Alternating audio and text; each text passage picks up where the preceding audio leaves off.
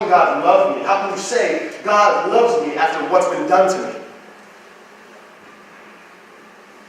How can you say God loves me when I've experienced this sort of pain, this sort of pain? There are tough questions that are going to make you stumble if you don't seek out the wisdom around you.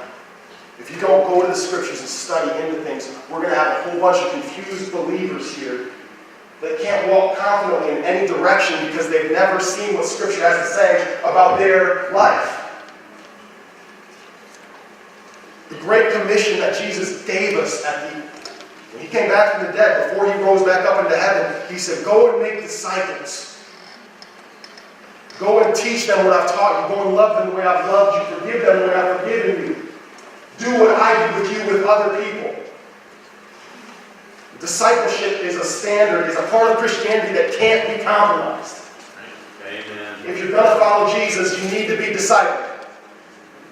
Right. It's not a thing that you can say, I don't really need, I feel good, I'm starting to read on my own. That's good, but Jesus said, get discipled. Jesus said, go disciple. So if you're doing this walk right now, here today, and you're not being discipled, or you're not discipling, pouring into someone else, you're falling short of where you're supposed to. And you're falling short of the opportunity that's on the other side of cooperating in the grace He's given us.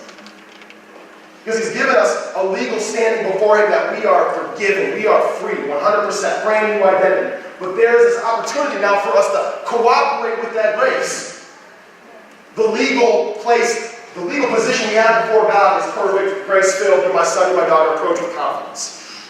But the living reality of grace is something different. Jesus says in John 14, if you love me, you will follow my commandments. We will obey Jesus.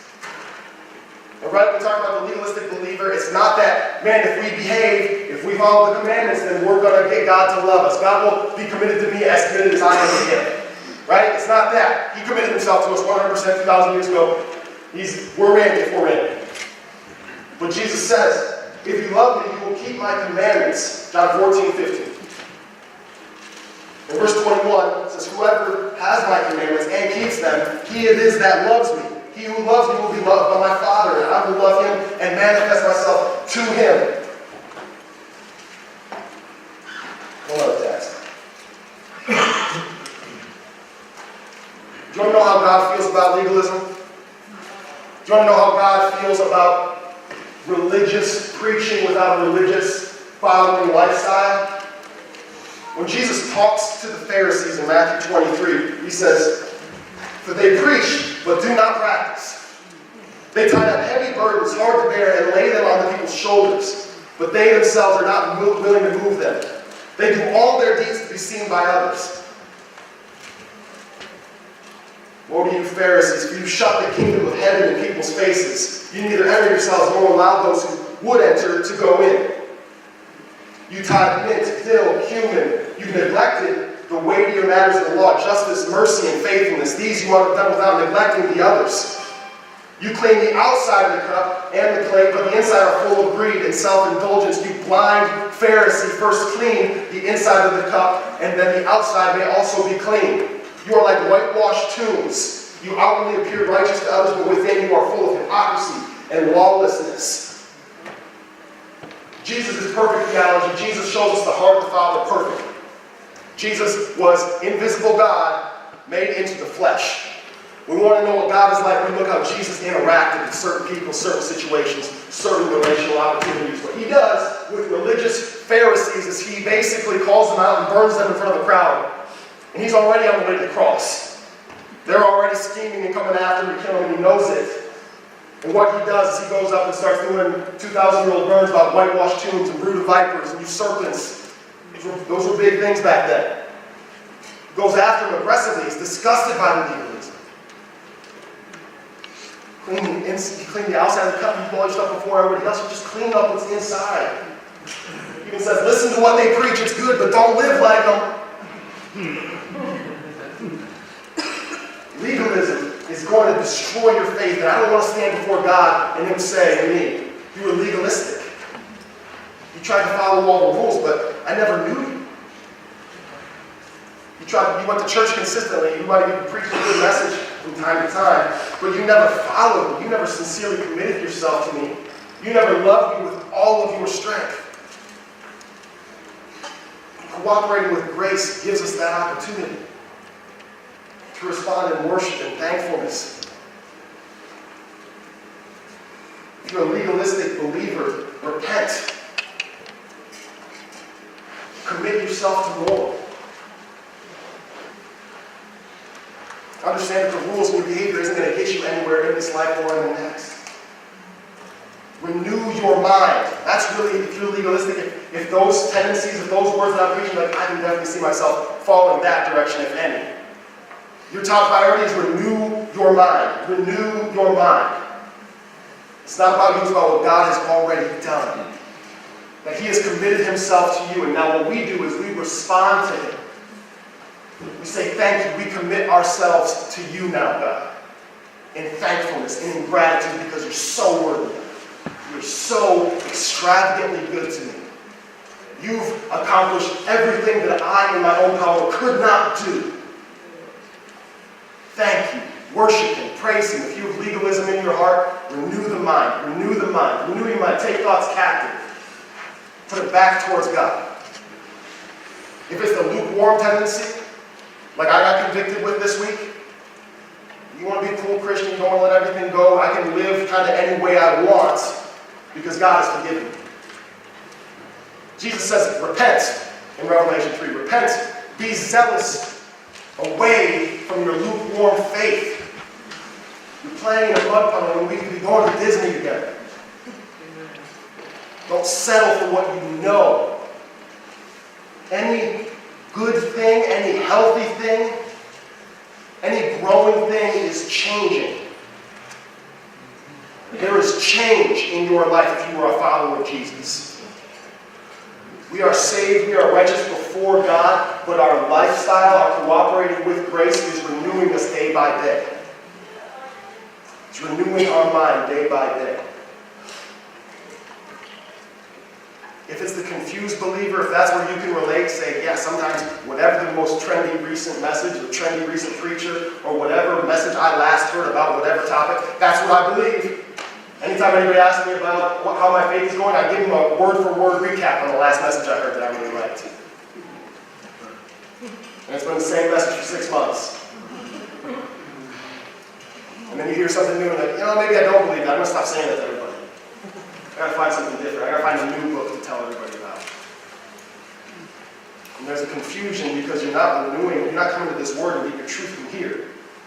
And you're not going to the people around you asking the tough questions. If God's a loving God, what's the Old Testament about? A lot of people died. Those are tough questions that we have to face up to, and there are going to be people that test our faith in those things. How can you believe in a God that killed people all throughout the Old Testament?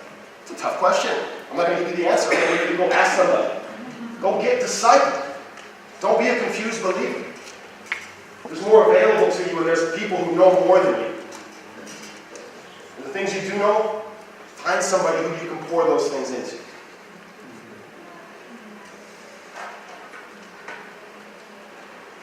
I'm going to end there, I think. Let me give you guys a challenge for this upcoming week. So there's 3 different categories you might have fallen into. Those ones I've experienced, it's not the whole list. What came to my own mind? 3 responses to the gospel that can really twist the gospel out of perspective. For this next week, I would challenge you guys to read Romans 3 through 8. This was the introduction to my message, is what I felt like. The message is in Romans 6 specifically, but Romans 3 through 8 might be the most complete gospel message that you can read in the scriptures. One of the most complete. I won't say the most complete. So I'm going to challenge you guys. Romans 3 through 8, that's 3, 4, 5, 6, 7, 8. That's 6 different chapters. Take a chapter each day if you want. Dig into it. Go deep. Paul is confusing with some of the things he says, so take some time with it. Dig into that message of grace, what the gospel really is. And we're going to come back if you want to dig a little bit deep. We're going to go into Romans 6, most specifically next Sunday, and verses 11, 12, and 13. And how we can cooperate with the grace of God. How we have a new legal standing, that we are given the gift of grace, we are righteousness We are holy. We are perfect in his eyes. The same way he saw Jesus is the way he saw us. Now, what is our response? How do we cooperate with that? How do we live within the gospel of grace? How do we respond? Let me pray for you guys. God, thank you for people that brings conviction in my life. Thank you, God, for a family that I can put my trust into, that I can follow after, that I can be discipled by, and that are ready and willing to be discipled. God, thank you for the consistent example, the ways that I've learned from the body and from the leadership here at Kingdom Life. God, I pray that as we continue to dig into this message of grace, that you would knit us together, unify us as your body. Because God, the longer we do this, the more annoying everyone becomes. And God, I pray that we would put on love, that we would speak the truth in love. That God, if there is an offense between believers here, that they would go to their brother or sister in the faith and ask them, seek them out, repent to them, forgive them.